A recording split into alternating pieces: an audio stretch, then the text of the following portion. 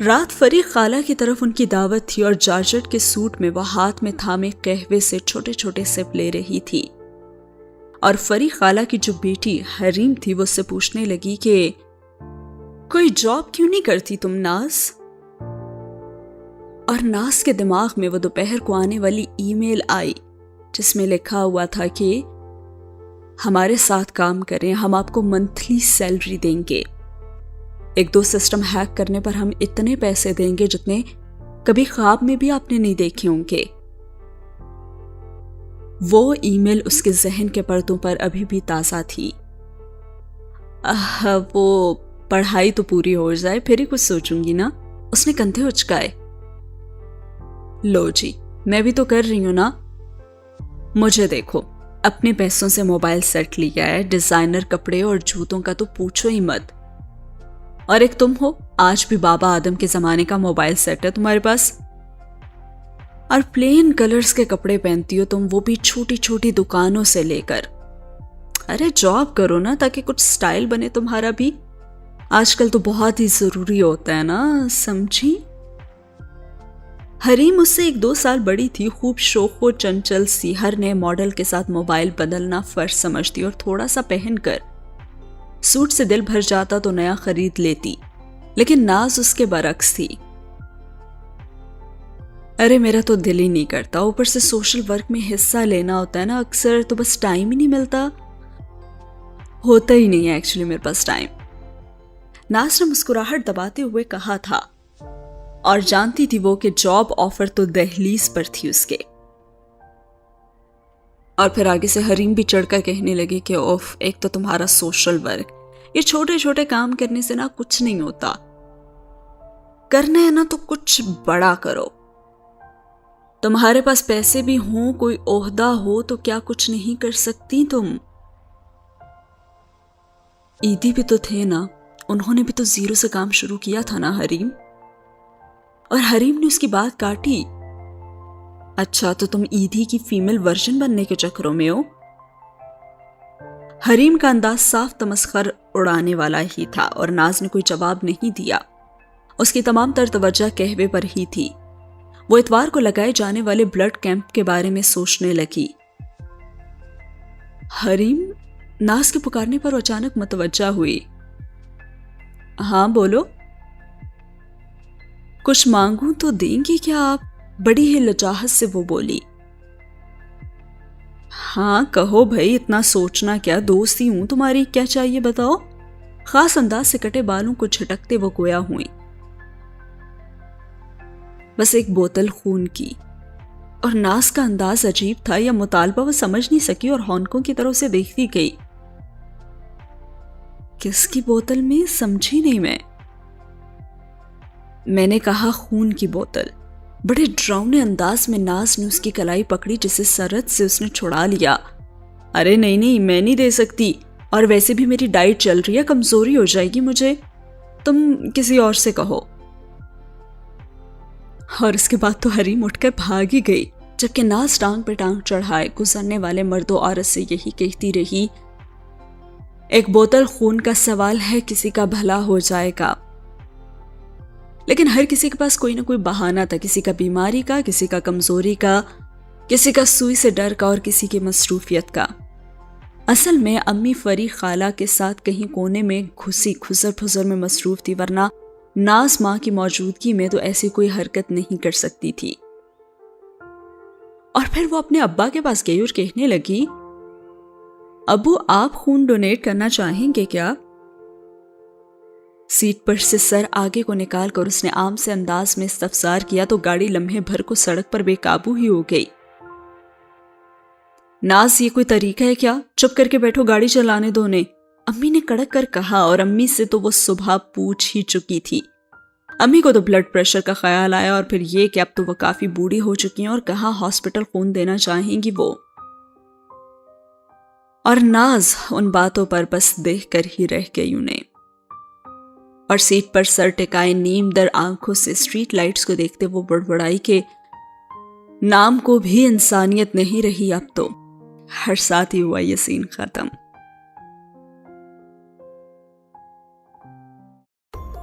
اگلا سین سٹارٹ ہوتا ہے حمزہ اور حیات سے، وہی جن کا غلطی سے کمپیوٹر ہیک کر لیا تھا ناز شاہویز نے، لیکن وہ بھی پیچھے نہیں رہے تھے اور وہ پہنچ چکے تھے ناز شاہویز پہ۔ دراصل کاؤچ پر پھیل کر بیٹھے اس نے جوتے اتارنے کا تکلف کیے بنا کانچ کی نازک میز پر ٹانگیں لمبی کر لیں۔ کس نے؟ حیات نے۔ اور تبھی ملازم اس کا پیغام حمزہ کو پہنچا آیا کہ وہ حاضر ہو، اور کچھ ہی دیر میں حمزہ لیپ ٹاپ کے ساتھ حاضر بھی ہو گیا۔ حیات نے پاؤں ہٹا دے تو وہ وہیں لیپ ٹاپ رکھ کے اسکرین پر کچھ دکھانے لگا اور اسے بتانے لگا کہ زیادہ ڈھونڈنا نہیں پڑا ہمیں اسے، 22 سالہ ناز شاہویز یونیورسٹی کی اسٹوڈنٹ ہے، میجر میں سوشل ورک پڑھ رہی ہے اور پارٹ ٹائم ہیکر بھی ہے۔ ہیکر کے لیے نتاشا نام استعمال کرتی ہے اور غلطی سے ہی اس نے ہمارا سسٹم بھی کھولا ہے، کیونکہ خود غیر قانونی کام کر رہی ہے، سو اس نے سائبر کرائم میں رپورٹ بھی نہیں کروائی۔ ویسے میرا نہیں خیال کہ اسے کچھ بھی سمجھ آیا ہوگا ان کوڈز کا، اور مجھے نہیں لگتا کہ اس کا پٹیل سے کوئی تعلق بھی ہے۔ اب حمزہ اسے اسکرین پر کچھ تصویریں دکھانے لگا۔ گھر میں اس کے ماں باپ ہیں اور ایک چھوٹا بھائی بھی ہے۔ باپ کا چھوٹا سا کاروبار ہے اور ماں صرف اس کی گھریلو خاتون ہی ہیں۔ چھوٹا بھائی اسکول جاتا ہے، ہمارا کچھ نہیں بگاڑ سکتی ہے۔ خیر اب آپ بتائیں کہ مزید کیا کرنا ہے اس کا۔ اور پھر حیات نے اسے خود طلب کیا، سو آج حمزہ ڈرا ہوا نہیں تھا بلکہ اعتماد سے ایک ایک چیز بتا رہا تھا۔ حمزہ ایسا کرو کہ ایک آفر دو اسے کہ ہمارے لیے یہ کام کرے، اور کوئی چٹ وغیرہ بھی کسے اندازہ ہو جائے کہ اس کا کس قسم کے لوگوں سے پالا پڑا ہے، ٹھیک ہے؟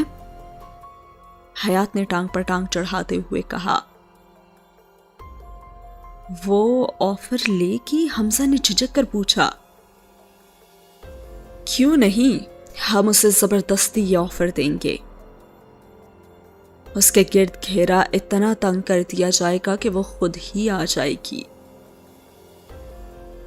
حمزہ مزید وضاحت تو چاہتا تھا، لیکن حیات چاہتا تو مزید بتاتا، لیکن اس کی نظریں اسکرین پر نظر آتی، رخ پھیرے گلی میں چلتی ناز پر پڑی جو کسی بات پر بھائی کو ڈانٹ رہی تھی۔ لیکن ایسا کچھ تھا وہاں پہ کہ اچانک حمزہ کی منمناہٹ گونجی اور اس نے کہا کہ بڑے خان نے منع کیا ہے،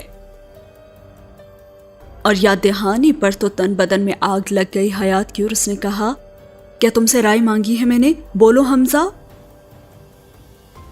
معافی چاہتا ہوں لیکن دیکھیں بڑے خان غصہ ہوں گے کہ حمزہ دفع ہو جاؤ یہاں سے، اور جو کہا ہے تم ویسا ہی کرو۔ اور پھر اگلے دن حمزہ نے ڈیلیوری بوائے اور پیکٹ بدل دیا، اور ناز نے ای میل کا جواب نہیں دیا تھا ابھی تک۔ سین ہوا یہاں پہ بھی ختم۔ گلزیب چھٹی پر تھی اور موسمی بخار تھا اور شاید روگ بھی، لیکن اچھا ہوا جو وہ غیر حاضر تھی، کیونکہ نواز چانڈیوں کے کمپیوٹر سے تصاویر ڈیلیٹ کرنا تو ویسے ہی بھول گئی تھی پھر سے، کیونکہ دوپہر میں نہ سونے کی وجہ سے وہ فری خالہ کے گھر سے آتے ہی سو گئی تھی اور جلد ہی نیند اسے آ گئی تھی۔ ناز یونیورسٹی میں ایک بوریت بھرا دن گزار کر گھر جانے سے پہلے بک شاپ کے دروازے پر کھڑی تھی۔ آن لائن اسے ایک کتاب نہیں مل پائی تھی، جبھی کتاب کی تلاش یہاں تک اسے لے آئی تھی، اور بچوں کی سی خوشی لیے اوپر سے نیچے ریکس کو دیکھتے وہ کوئی نہ کوئی کتاب اٹھا کر ورگردانی کرنے لگی، اور ایسے اس کی ایک نظر رومانوی ناول پر پڑی تو اس نے رینڈملی اسے بھی درمیان سے کھول کر پڑھنا شروع کیا، اور اس میں یہ جو آج کل کی جنریشن کی محبت کے قصیدے لکھے ہوئے تھے، یہ جو آج کل کی جنریشن کو عشق بخار کی طرح ہوتا ہے، اس کو پڑھ کر تو اسے شدید جھرجھری ہوئی۔ اس نے کتاب ٹھک سے بند کی اور واپس شیلف میں رکھ دی، اور غصے سے کھولتے اس کا رخ انگریزی ادب کی جانب تھا، کیونکہ وہ سیریل کلرز کو پڑھنے کی عادی تھی اور ایسی کتابیں اسے راس نہیں آتی تھی۔ اور جیسے ہی وہ وہاں سے نکلی تو اچانک سے وہ کسی سے ٹکرا گئی، اور اس کے چہرے کے تاثرات دیکھ کر تو سامنے والا بری طرح سے بوکھلا گیا اور اس کی کتابیں ہاتھ سے چھوٹ کر زمین پر بکھر گئیں۔ اور وہ سامنے کھڑا شخص اس سے معذرت کرتے ہوئے کہنے لگا کہ سوری، اور جھک کر کتابیں سمیٹتے وہ اس سے معافی مانگ رہا تھا، اور ناز کو تو خود پر غصہ آیا کہ معافی تو مجھے مانگنی چاہیے۔ وہ شرمندہ ہوئی،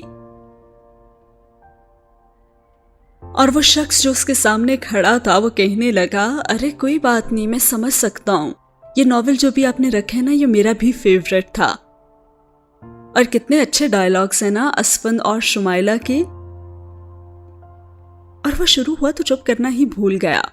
اسفند تو میرا فیوریٹ کردار ہے، کیا کمال انداز میں رائٹر نے صفحہ در صفحہ اس کے راز کھولے ہیں نا۔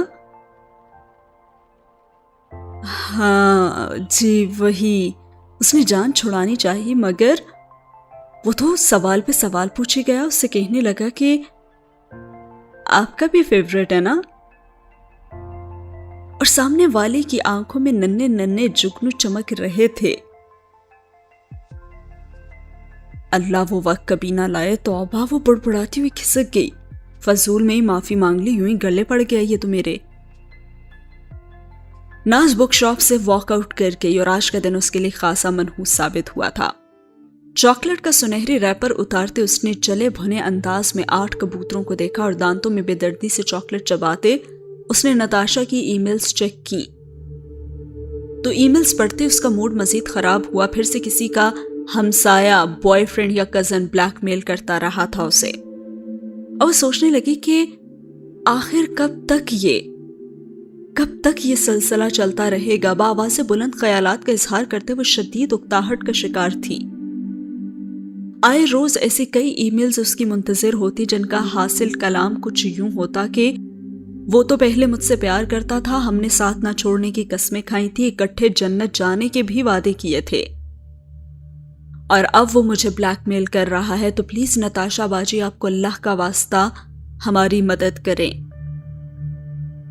اور سین ہوتا ہے ختم، اور اگلے سین میں آخر 4 دن بعد گلزیب یعنی کہ مرجھایا ہوا گوبھی کا پھول بنی وہ یونیورسٹی حاضر ہو جاتی ہے۔ ناز نے اسے نواز چانٹیوں کے نام پر چھیڑا تو گلزیب نے خفگی سے منہ موڑ کر اس سے پوچھا کہ تم نے تصویریں تو ڈیلیٹ کر دی تھی نا؟ تو اچانک سے ناز کو یاد آیا کہ اس نے تو ابھی تک تصویریں ڈیلیٹ نہیں کی تھیں۔ وہ آج ہی کر دوں گی، بھول گئی تھی میں، سوری۔ ناز خفیف سا مسکرائی، اور گلزیب نے بے یقینی سے اسے دیکھا۔ ارے ناز، تم کیسے بھول سکتی ہو؟ اتنے دن ہو گئے، تمہیں کچھ اندازہ بھی ہے کہ وہ کیا نہیں کر سکتا؟ ارے سوری نا گل، بہت مصروف تھی، اسائنمنٹ کے پہاڑ اور بہت کچھ تھا، بس ذہن سے نکل گیا۔ ناز نے غلطی مانتی ہوئے شرمندگی سے کہا۔ اچار ڈالوں میں تمہاری سوری کا؟ تم جان بوجھ کر ایسا کر رہی ہو نا، مجھے نیچا دکھانے کے لیے؟ تم بدل گئی ہو۔ اور ناز تو اس کی بات پہ حیران ہی رہ گئی۔ مجھے شوٹ کر دیتی تم، لیکن میری دوستی پر شک مت کرتی۔ خیر کلاس شروع ہونے والی ہے، میری جا رہی ہوں۔ پیشانی پر بل ڈالے وہ کینٹین سے نکل گئی، اور لمبے لمبے ڈگ بھرتی وہ ڈپارٹمنٹ کی طرف جا رہی تھی۔ یا اللہ، ایسے دوست تو دشمنوں کو بھی نہ دینا۔ ابھی وہ یہ سوچ ہی رہی تھی جب ہی اس کی رنگ ٹون بجی، اور اس نے نامعلوم نمبر دیکھ کر کان سے لگایا تو آگے سے مخاطب شخصیت اسے کہنے لگی کہ آج شام ملیں گے۔ اور اس نے فوراً سے پوچھا کون؟ اور ناز کے کچھ پوچھنے سے پہلے دوسری جانب سے کال کاٹ دی گئی تھی، اور راستے میں کھڑی وہ حیران سی بجھی ہوئی اسکرین کو ہی دیکھتی رہی۔ یہ تیسرا پیغام تھا، پہلا کاغذی صورت میں چاکلیٹ کے ڈبے پر چپکا موصول ہوا تھا، دوسرا ای میل کے ذریعے، اور اب تیسرا کال پر۔ ناز سوچوں کو جھٹکی اپنی مخصوص نشست پر بیٹھ گئی، گو کہ تمام لیکچر کے دوران دماغ وہیں اٹکا رہا۔ اضطراری طور پر انگلیوں کے درمیان بال پوائنٹ چلاتے اسے ایک لفظ بھی اب سمجھ میں نہیں آیا تھا۔ اس نے آنکھیں بند کیے، خود کو فرضی تھپکی دی اور کہا کہ ہماری ناز تو بہت بہادر ہے، وہ نہیں ڈرتی۔ اس نے نم آنکھیں کھولی اور لیکچرر لمحے بھر کو دھندلا گیا، مگر اس نے خود کو سنبھالا۔ یہ سوشل ورک کی کلاس تھی، اور سر انہیں کسی کے بارے میں بتا رہے تھے کہ ایک سیاستدان نے انہیں فنڈز دینے کی حامی بھری ہے، اور کچھ دنوں سے وہ سڑک پر نظر آنے والے بچوں کے لیے موبائل سکول بنانا چاہتے ہیں جس کے لیے فنڈز درکار تھے، اور منصور حیات خان نامی کسی مستقبل کے سیاستدان نے فنڈز کے لیے حامی بھری تھی۔ اور اب ناز پرجوش سی تفصیل سننے لگی، اور پھر وہ کہنے لگے کہ آج شام منصور صاحب نے خاص ہماری کلاس کے لیے ہی پارٹی رکھی ہے۔ وہ جاننا چاہتے ہیں کہ مستقبل میں ہمارے کیا کیا پروجیکٹس ہیں، اور ہم سب نے بہت تمیز سے پیش آنا ہے۔ ہر بچہ کلاس کا ریپریزنٹیٹیو ہے۔ کلاس کے بدتمیز بچوں نے تو دبی دبی کھی کی، جبکہ ناز لفظ شام پر رکی تھی کیونکہ اسے کال پر بھی تو یہی کہا گیا تھا کہ آج شام ملتے ہیں۔ اور وہ سوچنے لگی کہ شاید سٹاکر بھی وہیں ہو، لیکن اسے کیسے پتا کہ میں وہاں آؤں گی؟ اور ناز نے پوری کلاس پر بڑی عجیب سی نظر ڈالی کیونکہ وہ سب لوگ خوشی خوشی باتوں میں مصروف تھے، کہ وہی تھی جو اپنی سوچوں میں الجھی ہوئی تھی۔ اور اس کے بعد شام کو وہ وہاں چلی بھی گئی۔ شیشوں والی کوٹھی مشہور تھی اپنی پیپل کی لکڑی سے بنے چھجوں، موروں کے جوڑے اور چھت پر چپکائے کانچ کے ٹکڑوں سے، جبکہ کوٹھی کے اگبی حصے میں بنا پول ارد گرد روشنیوں سے جگمگا رہا تھا، اور سوشل ورک کے کم و بیش 60 طلباء خوشگپیوں میں مصروف تھے۔ اسی دوران سیاہ شلوار قمیص پر ریشمی سیاہ دوپٹہ اوڑے، آنکھوں پر نظر کا چشمہ لگائے ناز بیزار سی کونے میں جا بیٹھی۔ پاؤں میں پہنے جاگر زمین پر بجاتے وہ انتہائی بوریت محسوس کر رہی تھی۔ گلزیب سے اس کی لڑائی ہوئی تھی، گو کہ گلزیب کا ڈپارٹمنٹ دوسرا تھا، لیکن وہ دوست بنانے میں ہمیشہ ہی بری رہی تھی، اور گلزیب کے علاوہ اس کا کوئی بھی دوست نہیں تھا۔ اس کی امی نے بھی جانے کی اجازت دے دی تھی، اور ناز کا حلیہ دیکھ کر تو انہیں فنکشن کا اندازہ ہو گیا تھا، اور یونیورسٹی کی بس میں پھر سب کو لایا گیا تھا۔ کچھ سوچتے ہوئے وہ بھی کوٹھی کے فرنٹ پر آ گئی، اور پورچ میں 2 سیاہ گاڑیاں کھڑی تھیں۔ ناز نے عمارت کی جانب رخ کر لیا، اور باریک نقش و نگار والے بلند و بالا ستون اور اطراف میں چھجے اور سفید عمارت پر جگہ جگہ زرد بتیوں والے چراغ لٹکے ہوئے تھے۔ ناز سوچتی رہی کہ آخر کون سی چیز ہے جو اس جگہ کی وجہ شہرت بنی، مگر اسے کچھ اتنا خاص نہیں لگا تھا۔ جب ہی ناز کو عقب میں کوئی کھڑا ہوا محسوس ہوا، اور اس کے دماغ نے فوراً سگنل دیا سٹاکر۔ وہ ذہن میں بڑبڑاتی آہستگی سے پلٹی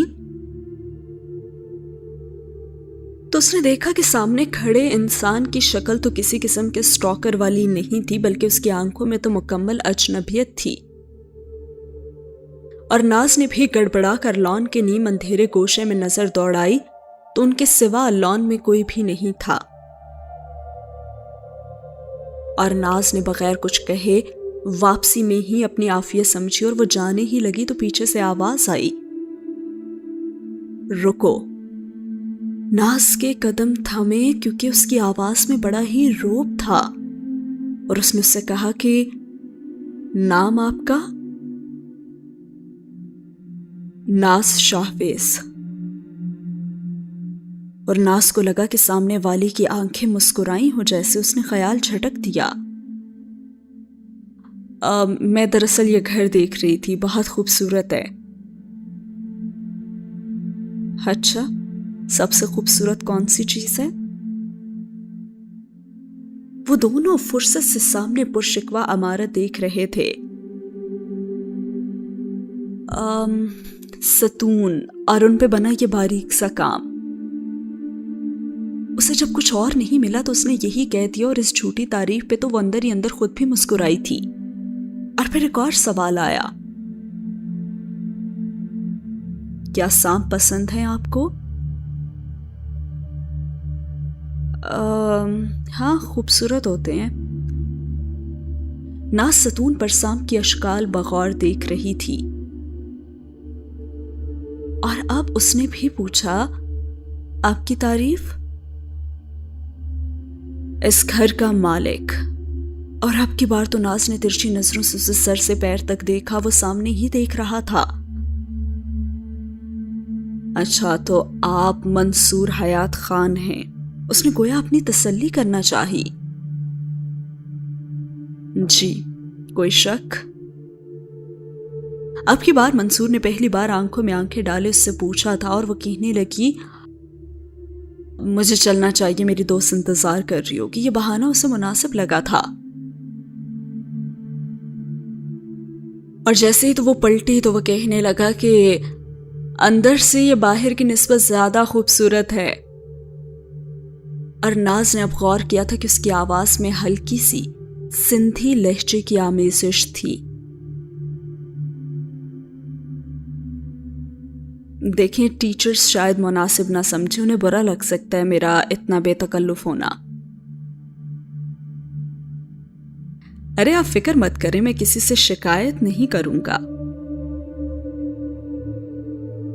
उसे उसके अंदाज से लगा था कि मंसूर हयात खान शायद उसे खुद अपना घर दिखाना चाहता था या फिर उसे कुछ बताना चाहता था। ये मंसूर हयात खान का इसरार था या फिर गुलजेब से लड़ाई का गुस्सा या फिर बोरियत थी, वजह जो भी थी वो मान गई। और मंसूर हयात खान के पीछे अब वो छोटा बच्चा बने इश्तियाक से एक एक चीज देखती, खुशी से उसे सुन रही थी और वो उसके पीछे चलने लगी। और मंसूर हयात खान उसे कहां ले गया, ये जानेंगे हम आने वाली एपिसोड में। कैसी लगी है आज की एपिसोड? कमेंट सेक्शन में अपना फीडबैक जरूर दीजिएगा। अगर वीडियो अच्छी लगी है तो लाइक करना भी ना भूलिएगा और चैनल को सब्सक्राइब करना भी। अल्लाह हाफिज।